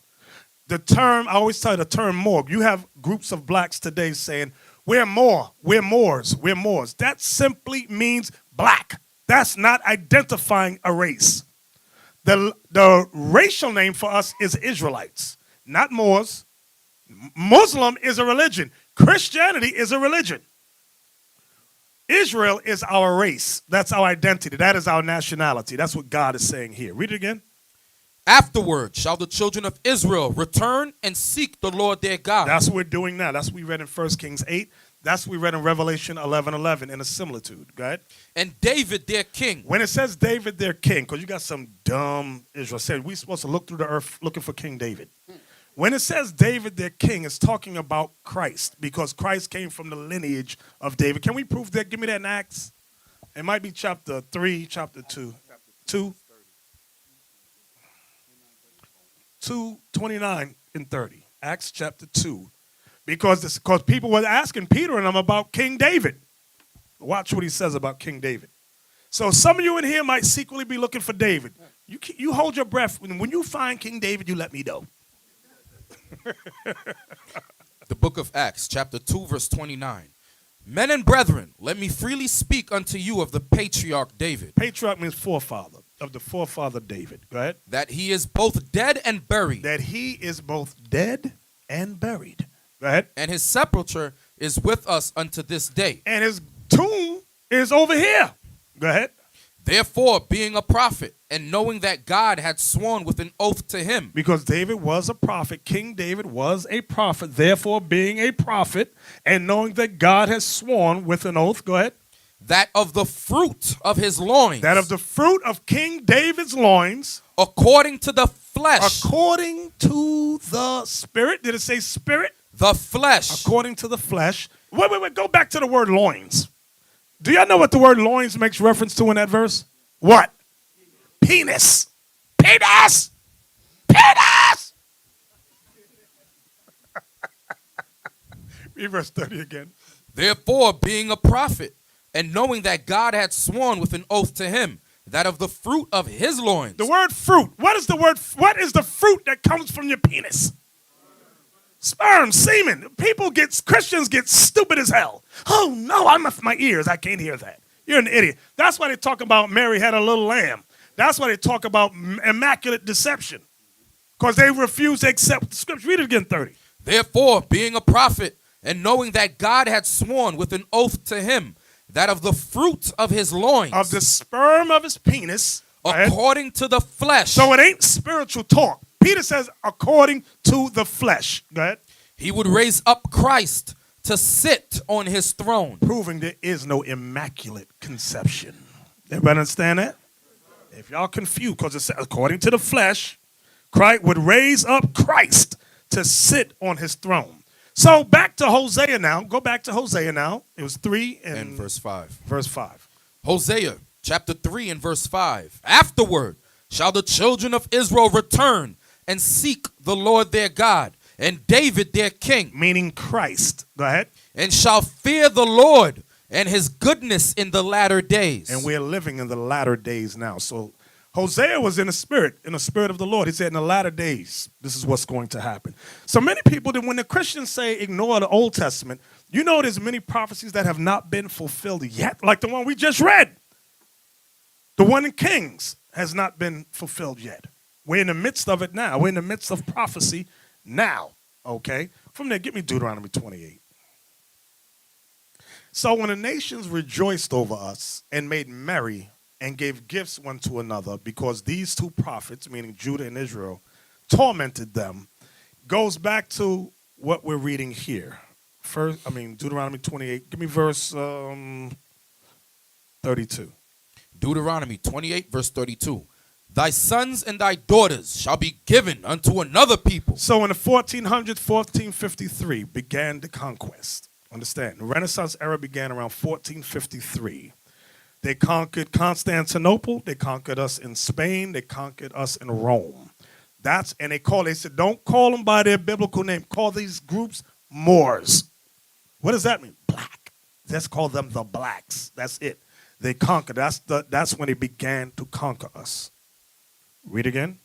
Thy sons and thy daughters shall be given unto another people, and thine eyes shall look and fare with longing for them all the day long. So they were selling us as slaves. We were given to the race of the white man. They were selling us in Holland, the Netherlands. They conquered us. We read earlier in Palestine. They was conquering us. From 1453 all the way up to the 1600s. That was on the eastern side of the world. And they brought many of us on the western side of the world. Give me that proof in Hosea. It might be 11 something about the west. Y'all know what I'm talking about? We shall tremble from the west. That one. Where's that? So this history, y'all have to know it. We all must know it. Our children must know it. Because when they go to the white man's school system, he dumbs our children down. 11 and 10, thank you. Hosea chapter 11 and verse 10. They shall walk after the Lord. He shall roar like a lion. When he shall roar, then the children shall tremble from the west. That was it? Was that it, Isaac? Yes, sir. Okay. Why does it say the west? Because they were bringing us over here to the west. We already had some of our families here. The northern kingdom was on the western side already when you read 2 Ezra 13 and 40. So go back to Deuteronomy 28. Go back. And give me verse 48. Verse 48. Therefore shalt thou serve thine enemies, which the Lord shall send against thee, in hunger and in thirst and in nakedness and in want of all things. So if we lacked anything, we have to serve our enemies. This is the prophecy. Go ahead. And he meaning your enemies, shall put a yoke of iron upon thy neck. That's why in the paintings that we saw, the Renaissance painting, when he had the little Moor child, he had a yoke of iron on his neck. Okay? Y'all remember that? Okay. And it went from there to now on the 16th, they put the big yokes of iron. Okay? Give me the verse, because I'm not looking at it, where it talks about the bells over our head. It said our heaven shall something. 23? Verse 23. And thy heaven that is over thy head shall be brass. Right, because they put brass bells over us. That's like in a picture with the little slave boy. It said, and we read it in the Wikipedia, it said sometimes Crumpus, the little black Moor, would have bells. Go ahead. And the earth that is under thee shall be iron. That's a similar to, because we had iron yokes on our feet as well. Okay, jump down. Did you finish 48? You finished 48, right? No, sir. No, sir. Verse 48, you didn't finish that? No, sir. Go ahead. Therefore shalt thou serve thine enemies, which the Lord shall send against thee, in hunger and in thirst and in nakedness and in want of all things. And he shall put a yoke of iron upon thy neck until he have destroyed thee. And we've been destroyed spiritually and mentally. That's why they say the Americans are the dumbest group of public people, because they've dumbed down history. Why? Because why do you think the American white man was just so ignorant? Why didn't he? Let me see who's thinking. Why didn't the American white man do what the English white man did and allow artifacts to remain everywhere? Let me see who's thinking. Why? How come here's my question again. The European white man, you have images of the blacks ruling Europe all throughout Spain, Britain, the Netherlands, like we saw tonight. How come the American white man did not allow many images to remain on this side? Shalom, shalom. Because they understood that Judah has to wake up first. They knew the prophecy. There we go. See, he thinking. I know you didn't even think of that thing, but that was it. That's the answer. The American white, listen, the white man studies the scriptures. He knows the wake-up call is on this side, not over here. Britain will come later. He said, but it's this group here. Give me that. Where's that? Give me Zechariah. First, before we get Zechariah, give me Hosea 1, 10, 11. Give me that one first. See, I like when brothers start studying. I like that thing. Makes my job easy. I go, yeah. You got it for me, Captain? Yes, sir. Go ahead. Hosea chapter 1 and verse 10.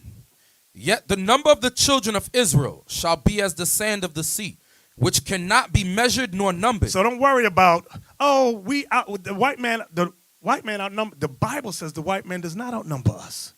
God says we number the sand of the sea. Let me tell you something. I know y'all don't think like the white man thinks.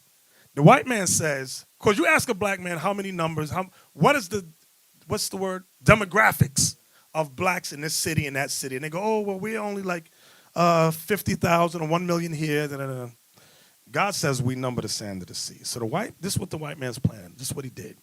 He said if we can keep them divided, they'll count themselves as this small portion in this city here, this city there, that city there. Furthermore, break them down by religions and racial groups. Break them up, American black, West Indian black, Haitian black, Puerto Rican. Break them up like that. So the demographics will always appear that our numbers are small. That's when you go to Wikipedia in a city and you type in demographics, it shows that our numbers are far less than a white man. That's psychological game on us.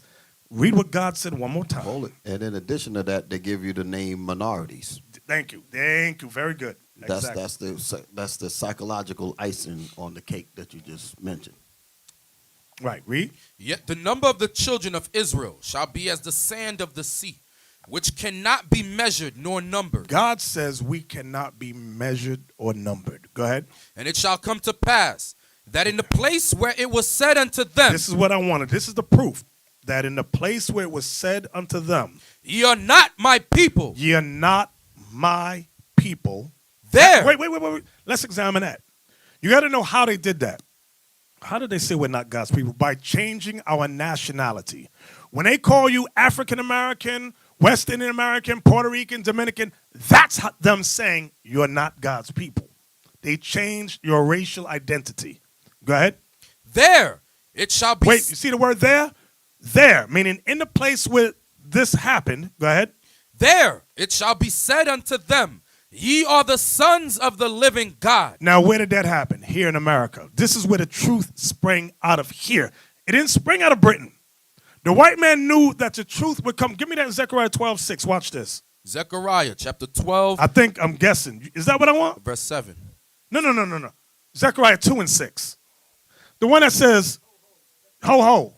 The one that says, Judah, Zion, deliver yourself. Zechariah chapter 2 and verse 6. Thank you. Go ahead. Ho, ho, come forth and flee from the land of the north, saith the Lord. For I have spread you abroad as the four winds of the heaven, saith the Lord. So the Lord, was that the whole verse? Yes, sir. So the Lord is saying we would dwell in the land of the north, meaning North America. Read it again. Ho, ho, come forth and flee from the land of the north, saith the Lord. For I have spread you abroad as the four winds of the heaven, saith the Lord. So the land of the north is North America. Now give me the one that says, deliver thyself, O Zion, that dwellest. The next verse. Go ahead. Verse 7. Deliver thyself, O Zion, that dwellest with the daughter of Babylon. That Zion is referring to Judah. That's what it's referring. It says we would dwell with who? The daughter of Babylon. Wait a minute. Now, who is the daughter of Babylon? Who can prove the daughter of Babylon? Let me hear that young man right there. You. Yes, you. Yep, you with the earring. Dreadlock earring, yeah. Daughter of Babylon will be Psalm 137. Yes, very good. Get that cap for me, Captain Knight. Very good. Psalms 137, last 2 or 3 verses. Psalms 137 and verse 7. We're going here to prove who the daughter of Babylon is. Remember, O Lord, the children of Edom in the day of Jerusalem, who said, race it, even to the foundation thereof. O daughter of Babylon, who ought to be destroyed. So the daughter of Babylon is Edom, Esau, which is the so-called white man. Go back to Zechariah 2 and 7 again. Zechariah 2 verse 7. Deliver thyself, O Zion, that dwellest with the daughter of Babylon. Let me ask a question to you. I'm going to see who's thinking. It says, deliver thyself, O who? O Zion. O Zion. How do we deliver ourselves? We read a few precepts tonight. I'm seeing who's thinking. Who can connect the dots? How do we deliver ourselves? Ezekiel got it. In the back, yellow shirt. Yes, you. Let me hear. How do we deliver ourselves? Before you answer, I want to see if you can connect the dot with some scriptures we read tonight. It's saying the same thing, but it used different words. Go ahead. If we bethink ourselves. Very good. 1 Kings 8:47 says, if we shall bethink ourselves in the land where we were carried away captive. That's how we begin to deliver ourselves. Very good. Everybody understand that? We got to remember who we are and repent. That's how some Israelites read that and go, see, we were supposed to flee America and go to Egypt. That ain't what that's talking about. You could go to Egypt and still be a Negro. We got to repent of our sins as the Israelites. Okay, everybody understand that? Now let's give me some more proof. So it said, deliver thyself, O Zion, that dwellest with the daughter of Babylon, which is Edom. Now give me Zechariah 12 and 7. Is that what I want? Yes, sir. The book of Zechariah, chapter 12 and verse 7. The Lord also shall save the tents of Judah first, that the glory of the house of David and the glory of the inhabitants of Jerusalem do not magnify themselves against Judah. So guess what the white man found out when he read that? He wasn't worried about Issachar. He wasn't worried about Naphtali. He wasn't worried about Benjamin. He said, the first group that's going to wake up. Read it again. The Lord also shall save the tents of Judah first. He said, God going to raise Judah up. You don't think the white man know what the tribes are? The scholars know. I ain't talking about these dumb peon your friends. Your friends are dummies. They don't know nothing. No, my white friend Betty says, no, that's wrong. Your white friend Betty's a devil and is dumb as hell. The scholars of society know where Judah is, knows where Benjamin is, Levi, Ephraim. Like the books we brought out. You don't think they know? Go ahead, speak on it. The books that we brought out in that documentary on the 12 tribes. All of those books is what's bringing it out. And who wrote those books? White people. These scholars. These so-called white people. They have them in their prestigious universities and college campuses all over the world, all over the place. Having all the, just like the stuff we was bringing out in J.A. Rogers, all the information, that stuff there, comes out of a book called the Fairbarns of the Royal Crests. That's where J.A. Rogers got those pictures from. So they got all the archaeology. They got all these records. And it's important for them to have these records for them to know what not to teach you. So the white man, yeah. Even though with the rising of the Haitian people, they didn't care about that. They say Judah. When these groups were their ways up, we got problems. And that's why they found it necessary, the American black, to have nothing. They said, don't give this group, they said that, they're trying to get the economy going. In 1920s, drop bombs on them. We can't have this. No images, no land, nothing to call their own. Keep them in a baseline. That's why even the other tribes come here and surpass the American black. Then they say, listen, they go to one of these tribes and go, y'all did in 1 year what these dumb niggas couldn't do in 50 years. And then our brothers go, yeah, mira, yeah. Bago, negro, sucio, puerco, asqueroso. This is what you hear. Levi too, all in the hospitals, you hear them do the same thing. They bring all the Levites in the hospital, get jobs. Benjamin too. Look at you, America. You've been here all the time, do nothing for yourself. Yankee. And it's like you have no idea that this white man has set a trap for Judah, that we will always be on the bottom. Meaning the mass, because somebody right now thinking, well, you got some superstars. The vast majority of Judah got nothing.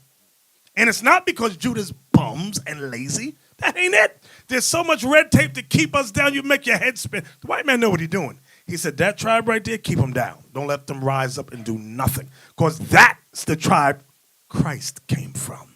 That's the tribe the Spirit is dealing with first. Read it again, Captain.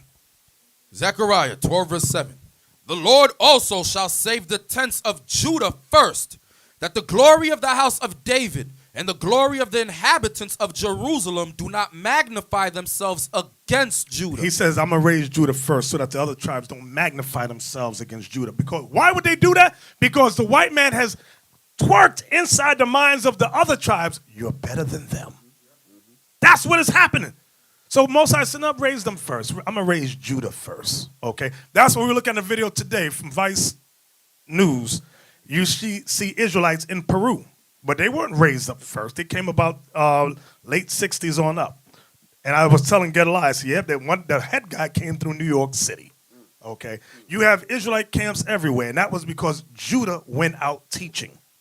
That's what happened. Yeah, but then Bishop noticed that when Judah was rising up, they start giving Judah a job to keep him down still.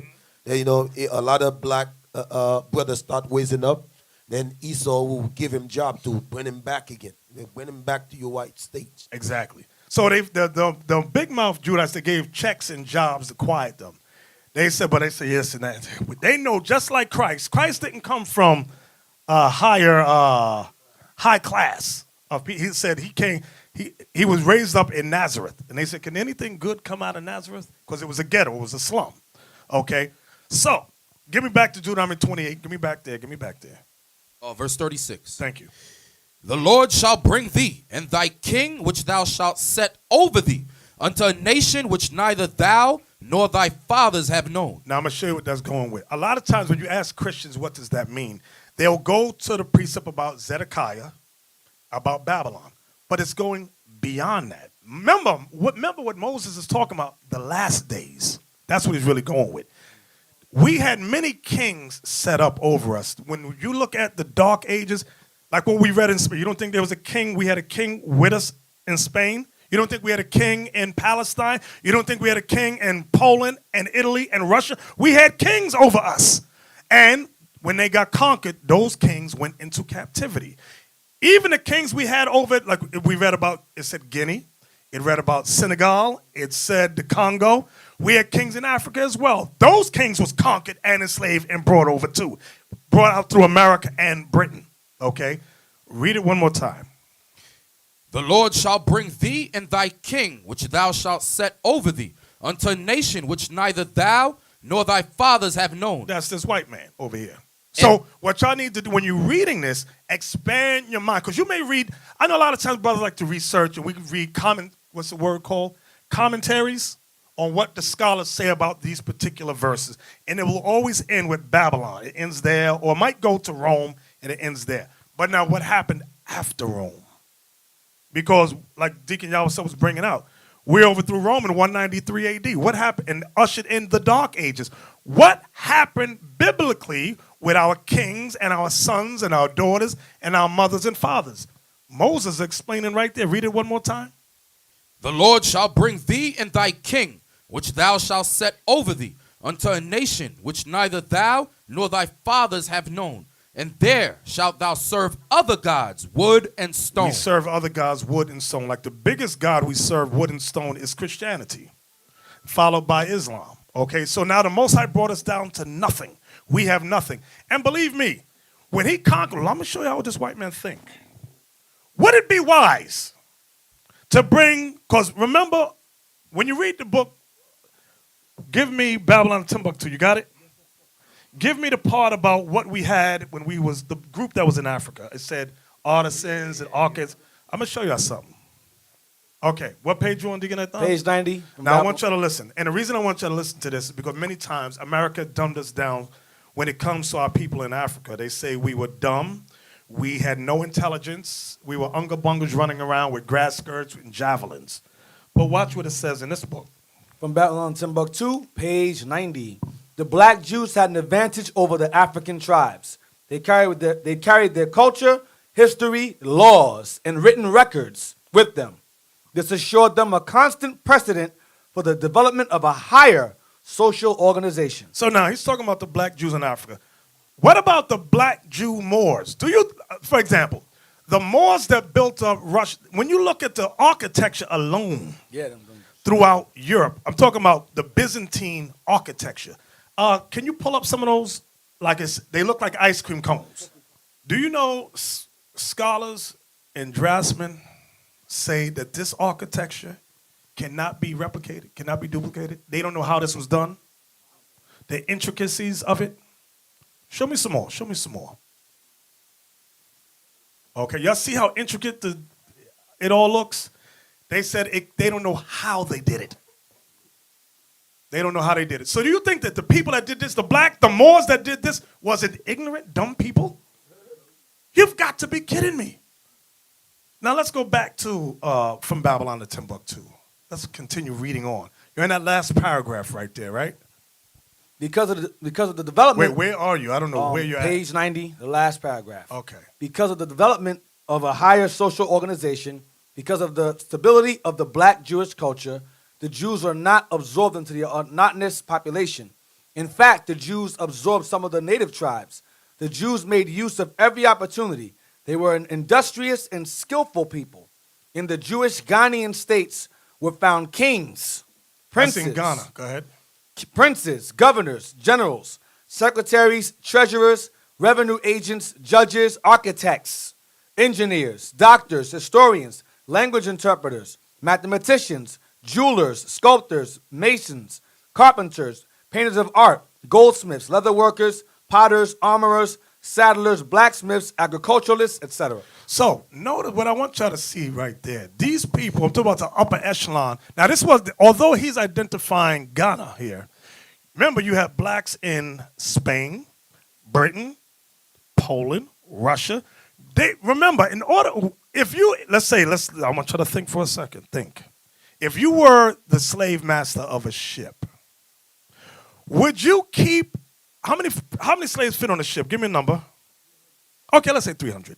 And you got them over here. Let's say you bring them over. Would you keep that group, let's say from Ghana, let's say they all come from, would you keep them together? Why? Huh? They could what? They could conspire together. So you had to do what? If you were a wise slave master, what would you do? You would separate them by language and things of that nature.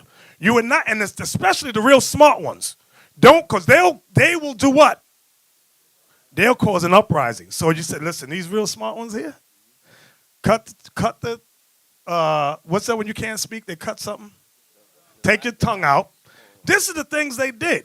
So when the Most High opens our mind to show us the evil this man did to us, it's going to make all our heads spin. I kid you not. But we're just now scratching the surface of all the history that the Most High wants to show us. Now, okay, let's get into the nitty gritty. Give me John 10:22.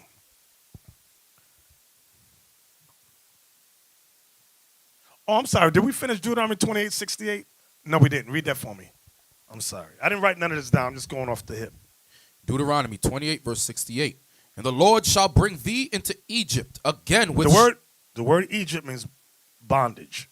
Read it again. And the Lord shall bring thee into Egypt again with ships. In Revelation 11:11, remember it said, and their dead bodies shall lie in the street of the great city, which spiritually is called Sodom and what? Egypt.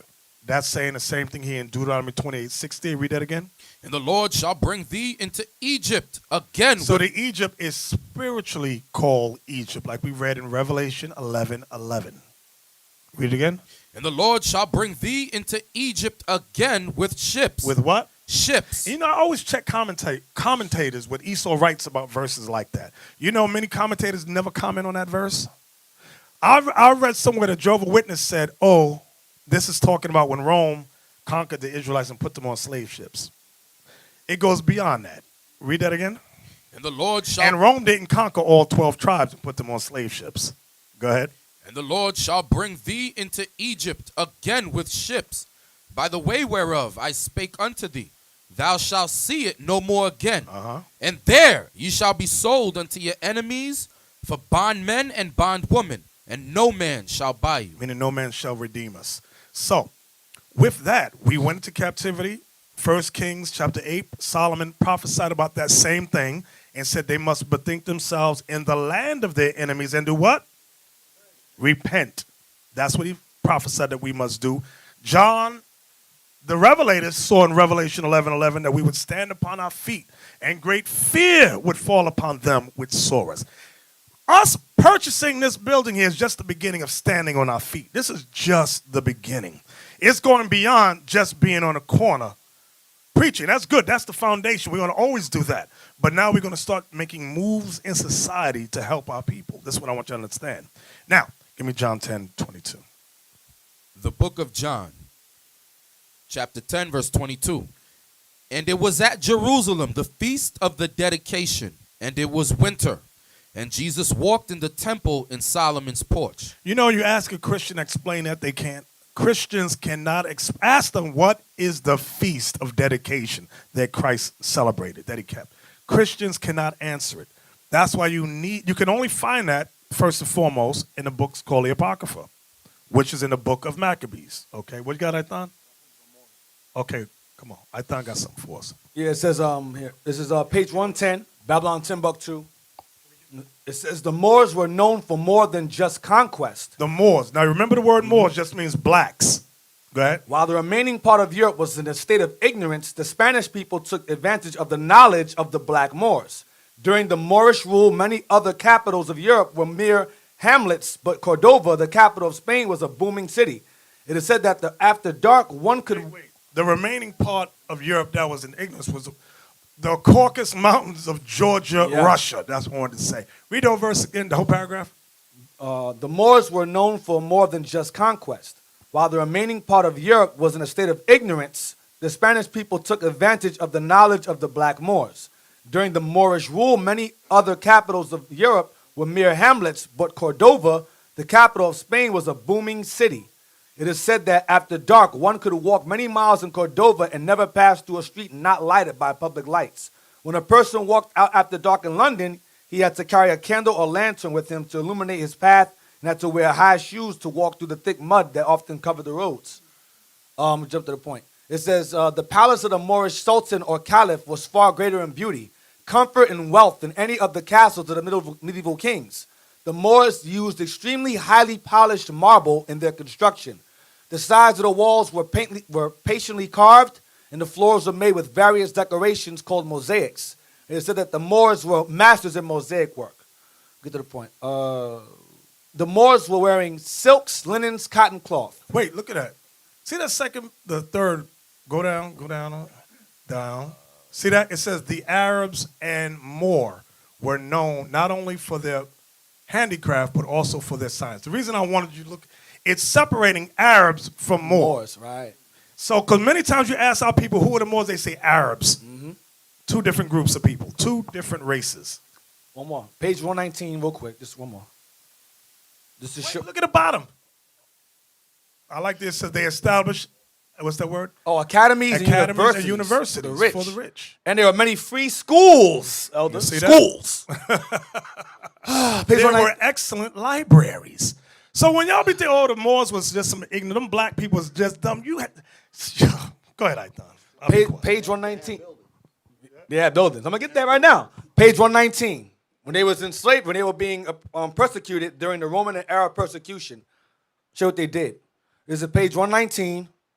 It says, the Jews had built compartments 3 and 4 stories underground, containing a population of 30,000.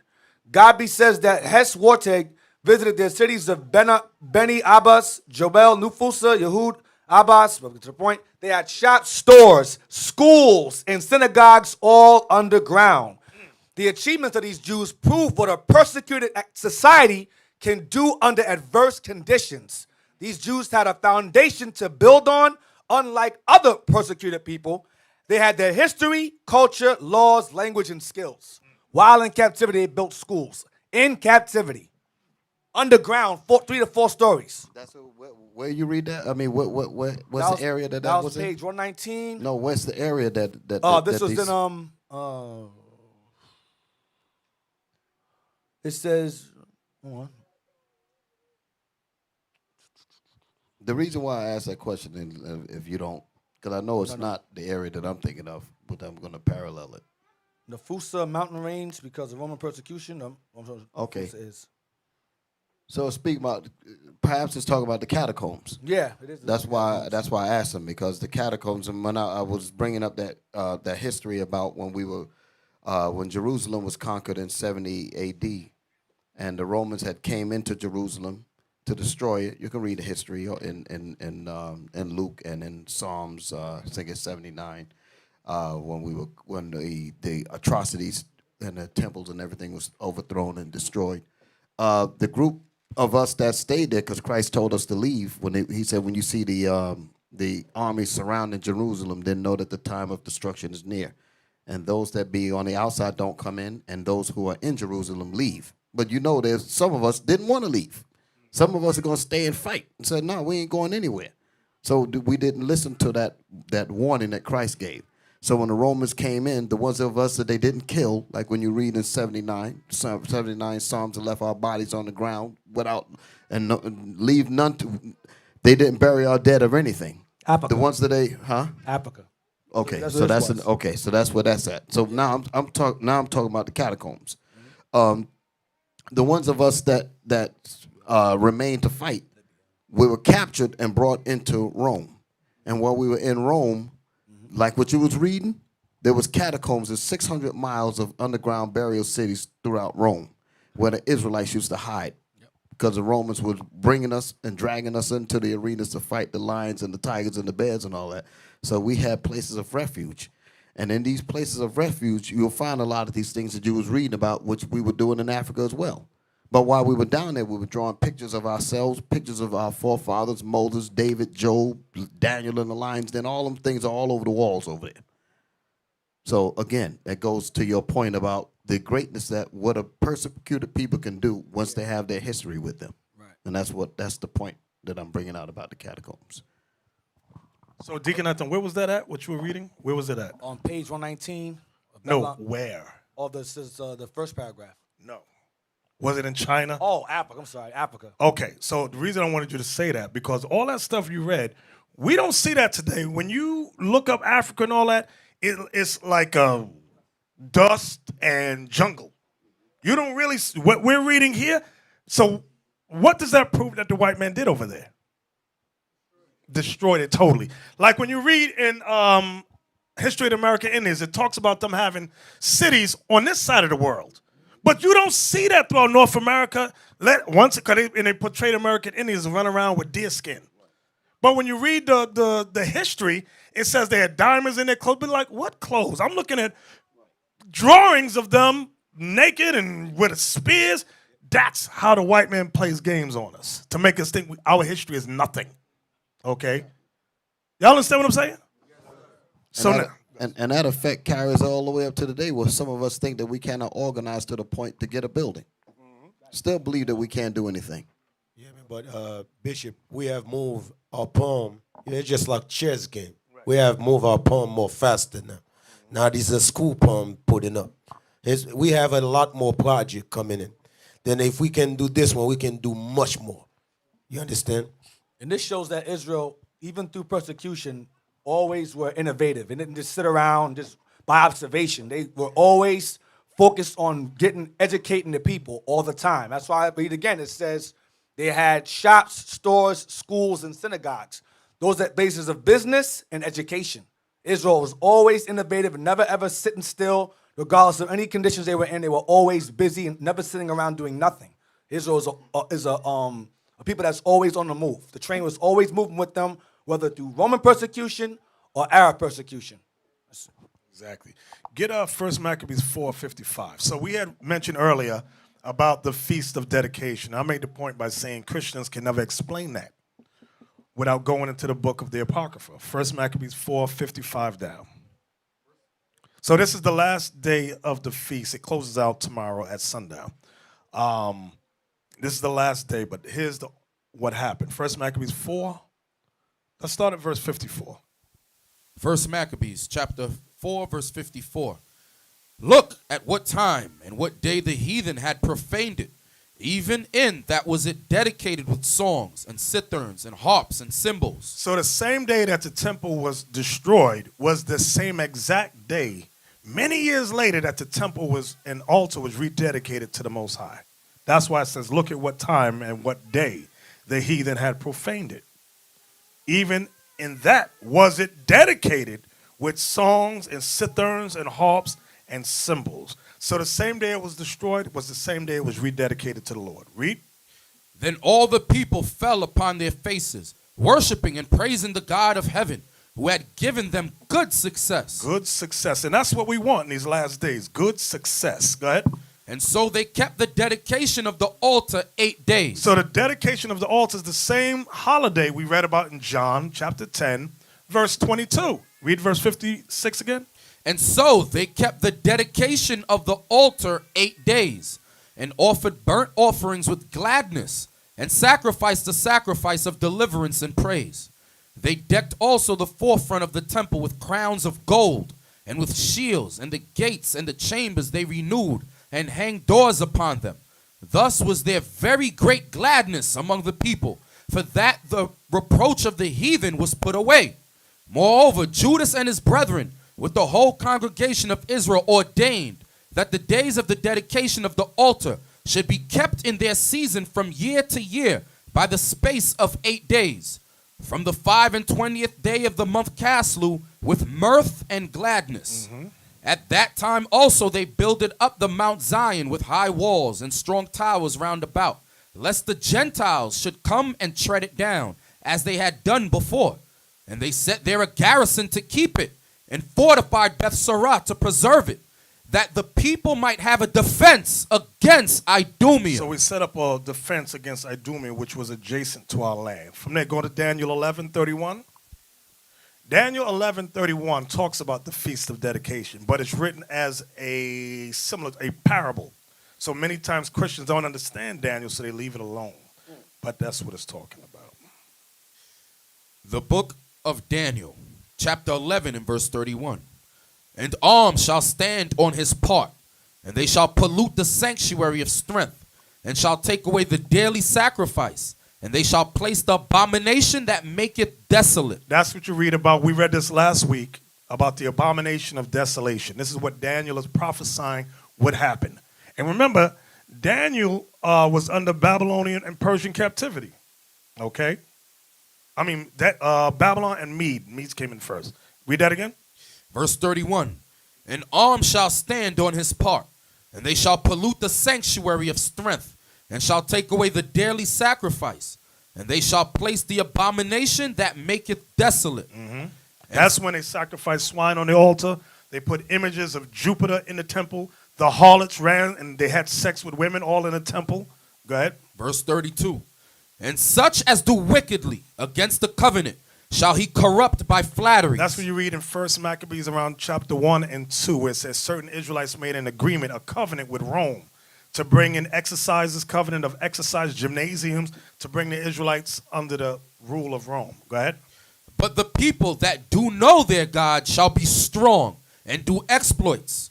And they that understand among the people shall instruct many. This was Mattathias, his sons, and the Assyrians. Again, when it says, and they, it says, they that, but the people that do know their God shall be strong and do exploits, begins with Mattathias, his sons, and the Assyrians. And they that understand among the people shall instruct many. Go ahead. Yet they shall fall by the sword, and by flame, by captivity, and by spoil many days. So we were getting put to death by Rome. Go ahead. Now when they shall fall, they shall be hoping with a little help. The little help was Judah Maccabees and his brothers. Go ahead. But many shall cleave to them with flatteries. And some Greece. I'm sorry. I said Rome by accident. It's Greece. I apologize. Greece. Thank you. Read that again. I'm sorry. Now when they shall fall, they shall be hoping with a little help. That's Judah Maccabees and his brothers. But many shall cleave to them with flatteries. Right. The Romans were, the Greeks were trying to flatter them. Then you had Rome in 1 Maccabees 8 trying to make an agreement with them. Go ahead. And some of them of understanding shall fall, to try them, and to purge, and to make them white. Meaning, when it says to make them white, it means pure. It don't mean to change the color of their skin. Go ahead. Even to the time of the end, because it is yet for a time appointed. It is yet for a time appointed.